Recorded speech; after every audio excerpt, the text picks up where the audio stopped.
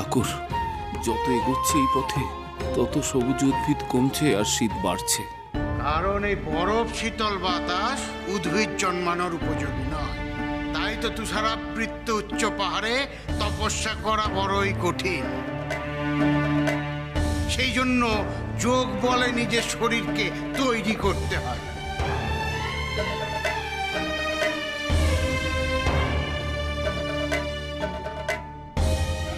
আমাদের সেইভাবে আপনি প্রস্তুত করে নেবেন তো ঠাকুর? সবকিছুই আমি করে নেবো রে বেটা।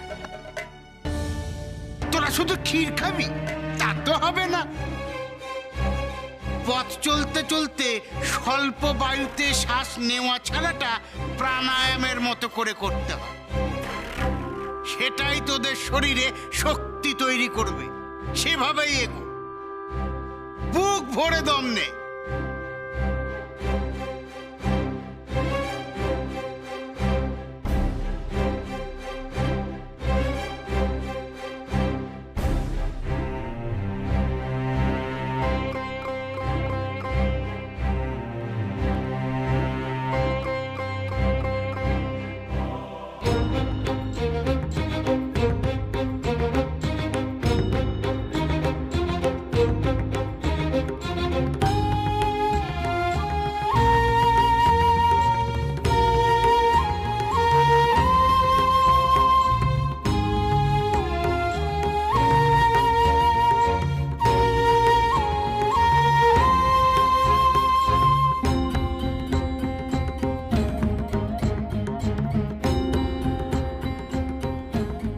ঠাকুর, আমরা কি কৈলাসের কাছে চলে এসেছি? হ্যাঁ, কিন্তু আমরা কৈলাসে যাচ্ছি না। ঠাকুর, তাহলে আমরা কোথায় যাব? মানস সরোবর।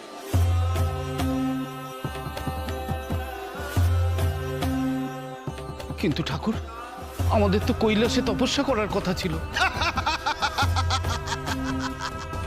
ওরে, কৈলাসে তো আরোহণ করাই যায় না। ওখানে কি করে তপস্যা করবি? তোদের তপস্যা করতে হবে মানুষের পুণ্য জলে ডুব দিয়ে। জলের ভেতর প্রবেশ করে তপস্যা করতে হবে। জলের ভেতর ডুব দিতে হবে? মহাসমুদ্রের মাঝে নিজের শরীর মন এক করে দে। সমুদ্রের জলে মিলেমিশে এক হয়ে যা। সেই অপ্ত জল, তাহলে জলেও মিশবে শরীর। আগে নিজের মনকে মুক্ত কর। নিজের মনকে মুক্ত করলে মহাকালের সমুদ্রে মিশে যেতে পারে। ঠাকুর তো বলেছিলেন নিজের সূক্ষ্ম শরীরকে জলের মধ্যে মিশিয়ে দিতে।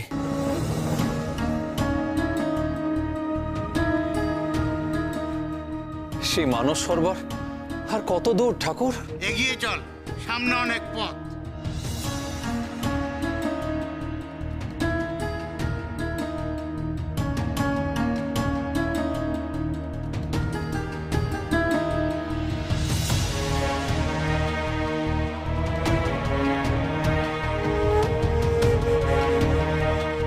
আরে লোকনাথ, একটু আসতে যাবি রে? না, কেউ কারো জন্য দাঁড়াবে না। আমি তোকে বলেছি না, অনুসরণ আর নয়, এবার নিজে পথ চলতে হবে। তুই যতই অনুসরণ কর লোকনাথকে, ওর সিদ্ধি লাভের ভাগ তুই পাবি না। সেটা একান্তই ওর হবে। তোর সিদ্ধি লাভের পথ তোকেই উত্তীর্ণ হতে হবে, আর সেটা নিজের বলে। এগিয়ে চল।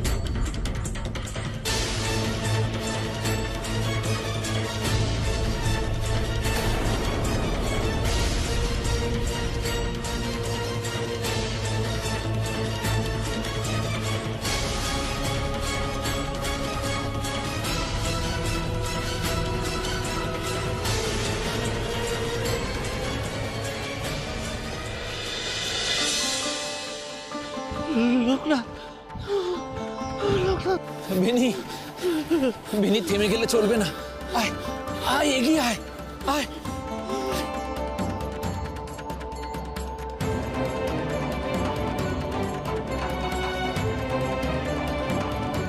এ তো জমে যাওয়ার মতো শীত, আগুন ছাড়া সইব কি করে?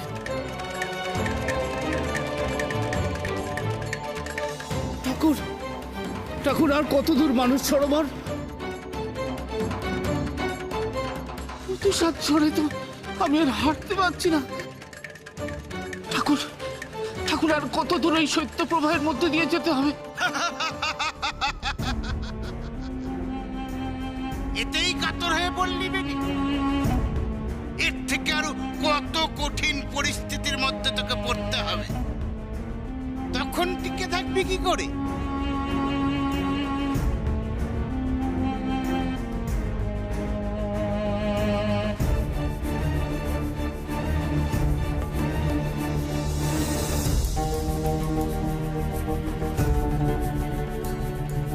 ঠাকুর, আপনি যে বললেন মানস সরোবরের জলের ভেতর প্রবেশ করে তপস্যা করতে হবে, কিন্তু এখানে তো বরফে চারিদিক ঢেকে গেছে। এই ঠান্ডায় তো হিমালয়ের সমস্ত নদী বরফ হয়ে যায়। তাতে তোর কি? তুই তো ডুব দিবি সরোবরে। ঠাকুর, এত ঠান্ডা কি মানস সরোবরের জল বরফ হয়ে যায়নি? তাহলে কি করে সে জলের মধ্যে প্রবেশ করে তপস্যা করব ঠাকুর? বরফের মধ্যে কি প্রবেশ করা যায়?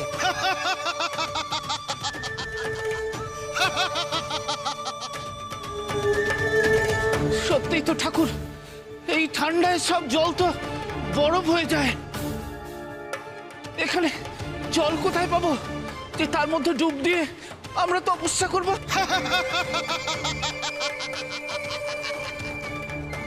তপস্যা কি করে করবি সে তো অনেক পরের কথা। আগে দেখ মহেশ্বর তোকে মানস সরোবরে সাধনা করতে দেন কিনা। দেখ তোদের ওই মানুষের পুণ্য জল স্পর্শ করতে দেন কিনা। তবে কি মহেশ্বর সাধনা করতে দেবেন না? কিন্তু কেন ঠাকুর? দেবাদিদেবের যদি ইচ্ছে হয়, উনি যদি চান তোদের সাধনায় সম্মতি দিতে, তবেই না তোরা সাধনা বা তপস্যা করতে পারবি। কি করে বুঝবো ঠাকুর যে উনি আমাদের সম্মতি দিচ্ছেন কিনা? সময় হলেই তিনি ইঙ্গিত দিয়ে দেবেন। তার ইঙ্গিত না পেলে তো তুই সাধনাই করতে পারবি না রে লোকনাথ। ইঙ্গিত? কি ইঙ্গিত দেবেন মহেশ্বর? যদি মহেশ্বর চান তবেই মানস সরোবর তোদের চোখে পড়বে, নচেত নয়। ঠাকুর, এতটা কঠিন পথ পার করে এসো মানস সরোবর নাও দেখতে পারি? উনি চাইলে তবেই চোখে পড়বে। হ্যাঁ, নয়তো বরফের আড়ালে আত্মগোপন করবে মানস সরোবর। মহেশ্বরের ইচ্ছের বিরুদ্ধে কেউ তাকে খুঁজে বার করে এ সাধ্য কার? বরফ ঝড়ের জন্য এমনিতেই কিছু চোখে পড়ছে না। বরফ ঝড় থামলে হয়তো ভেবেছিলাম। বটে, বরফের ঝড় থামলে সব চোখে পড়বে ভেবেছিলি? সব দেখতে পাবি ভাবলি? নে তবে থামিয়ে দিচ্ছি ঝড়।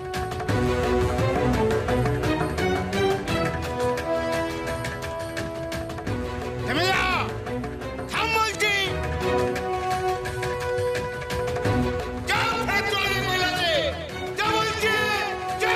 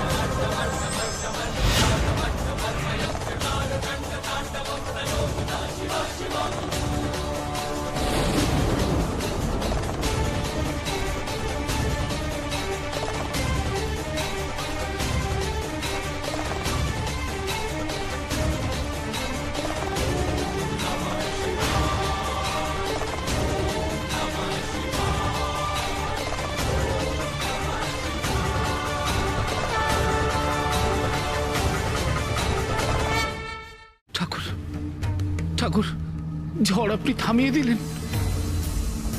এত পাহাড় পর্বত দেখলাম, কিন্তু মনের ভিতরে এর আগে তো কখনো এরকম তোলপাড় হয়নি ঠাকুর।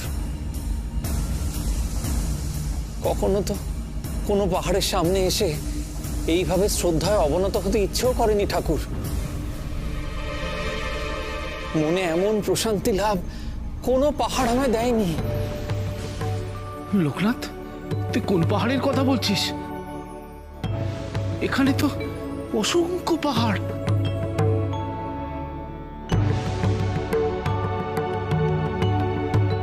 ওই যে ওই পাহাড়, যে পাহাড় সমস্ত ঝড়কে শুষে নিল।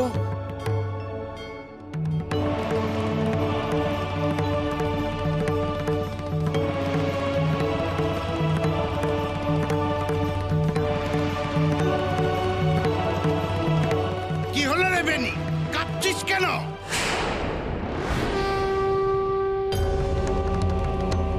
ঠাকুর, এ কাঁপুনি শীতের কাঁপুনি নয়। ওই পাহাড়ের দিকে তাকাতেই আমার শরীর কেমন কেঁপে উঠল।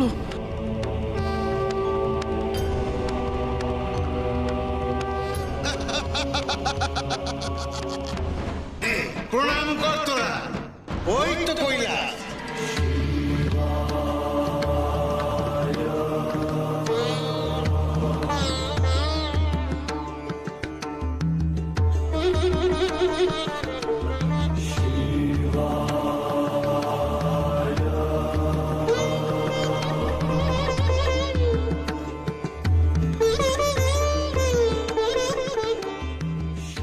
তোদের চোখের সামনে এখন কৈলাস পর্বত রে, ওই পর্বতেই থাকেন মহেশ্বর।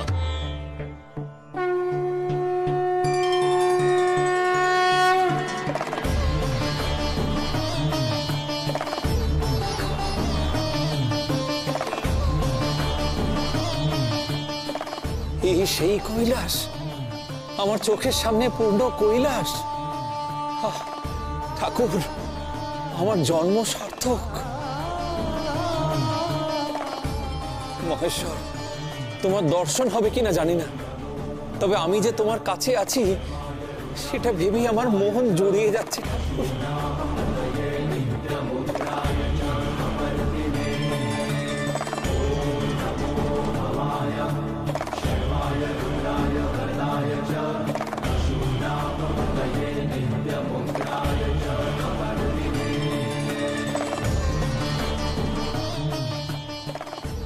আজ কৈলাস দর্শন করে তোমাকে পাওয়ার আজন্ম তৃষ্ণা আমার মিটল মহেশ্বর।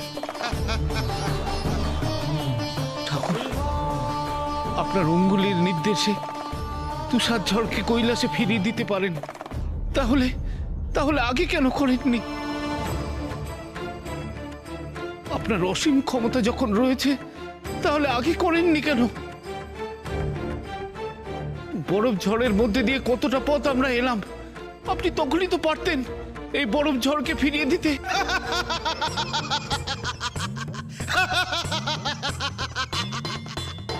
তুই তো সর্বত্যাগী সন্ন্যাসী হতে চাস, তাহলে শরীরের সুখটাও তো ত্যাগ করতে হবে নাকি? সিদ্ধির জন্য এতটুকু কষ্ট করবি না? এতটুকু কৃচ্ছ সাধন করবি না? সব কষ্ট আমাকে লাঘব করে দিতে হবে? কেন বলেছি বলতো? তো সিদ্ধি লাভ কবে হবে আমি জানি না, কারণ তুই এখনো মনের দিক থেকে প্রস্তুত হতে পারিস না। রে সহজ পথে কোনো কষ্ট না করে সিদ্ধি লাভ করবি তুই, এ কি হয়? তাহলে তো হাজার হাজার সন্ন্যাসী গেরুয়া পরেই সিদ্ধি পেয়ে যেত। ত্যাগ কর, শরীরের সুখকে ত্যাগ কর আগে। আজ ঝড় না উঠলে আপনার এই মহিমা দর্শন হতো না ঠাকুর। কি করে ঠাকুর, কি করে আপনি অসম্ভবকে সম্ভব করলেন? আপনার মহিমায় আমার মন শ্রদ্ধায় অবনত হয়ে গেল ঠাকুর। আমি কি কোনোদিন আপনার নখের যোগ্য হতে পারবো?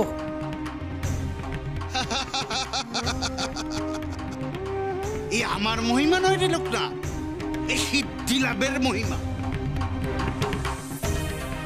যেদিন তুই সিদ্ধি লাভ করবি সেদিন তুই প্রকৃতির সঙ্গে ফুল পাখি গাছপালা নদী সব কিছুর সাথে একাত্ম হয়ে যাবে। সব কিছুর সাথে তোর অস্তিত্ব মিলেমিশে একাকার হয়ে যাবে রে লোকনাথ। সেদিন সেদিন বুঝবি ওই অনু আকৃতির বরফকানা আর তুই ভিন্ন নোস। তুইও এই প্রকাণ্ড বিশ্ব ব্রহ্মাণ্ডেরই অংশ। সেদিন পাহাড় সমুদ্র বরফ বালুরাশি সবাই তোর অংশ হবে, সবাই তোর কথা শুনবে। আর তুইও শুনবি ওদের কথা। আমি বুঝেছি ঠাকুর, আপনার কথার মানে আমি বুঝেছি। সত্যি কি পারবো একদিনই বরফের কণার সঙ্গে মিশে যেতে? সব কিছুর সঙ্গে একাত্ম হতে পারবো ঠাকুর? হ্যাঁ লোকনাথ, পারবি। সেদিন দেখবি তোর কথাতেও থেমে যাচ্ছে প্রকৃতির সমস্ত ঝড় ঝঞ্ঝা প্রলয়। আশীর্বাদ করুন ঠাকুর, আমি যেন সিদ্ধি লাভ করতে পারি। আশীর্বাদ করুন।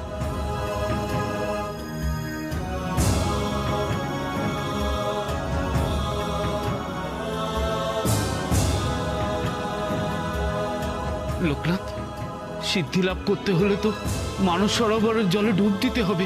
এখানে তো কোনো সরোবর চোখে পড়ছে না, চারিদিকে শুধু বরফ আর বরফ। দেখতে পাচ্ছিস না? এই যে বললি বরফ ঝড় থেমে গেলে সব চোখে পড়বে তোর। বরফ ঝড় তো কেটে গেল, চলে গেল কৈলাসে, তাও চোখে পড়লো না বুঝি? এখানেই কি সেই সরোবর ঠাকুর? খোঁজ দেখি কোথায় মানস সরোবর। এই যে আদিগন্ত বিস্তৃত বরফ দেখছিস, এর মাঝেই আছে মানস সরোবর। কিন্তু কোথায় তা আমি বলবো, এই তোদেরই খুঁজে বার করতে হবে। খোঁজ খোঁজ, খুঁজে বার কর। যদি খুঁজে পাস তবেই মহেশ্বর তোদের এই মানস সরোবরে তপস্যা করার অনুমতি দেবেন।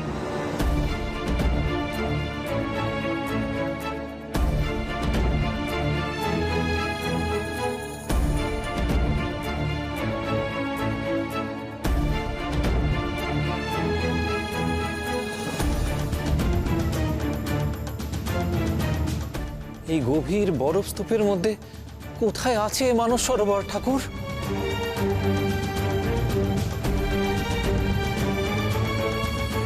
এ তো শুধু বরফ আর বরফ। জ্ঞানের চোখটা খোঁজ, খোঁজ খোঁজ, ভালো করে খোঁজ। যদি খুঁজে পাস মানস সরোবর, তবেই তোরা এখানে তপস্যার জন্য উপযুক্ত হবে।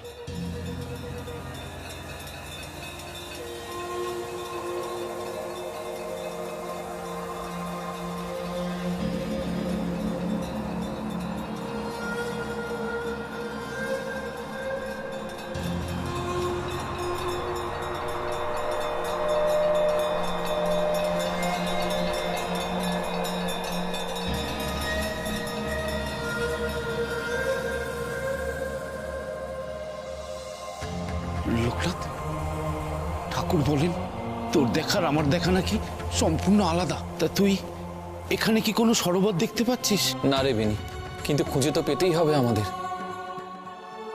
এই এক পরীক্ষা, এই পরীক্ষায় উত্তীর্ণ না হতে পারলে মানুষে আমরা তপস্যা করতে পারবো না রে বিনি।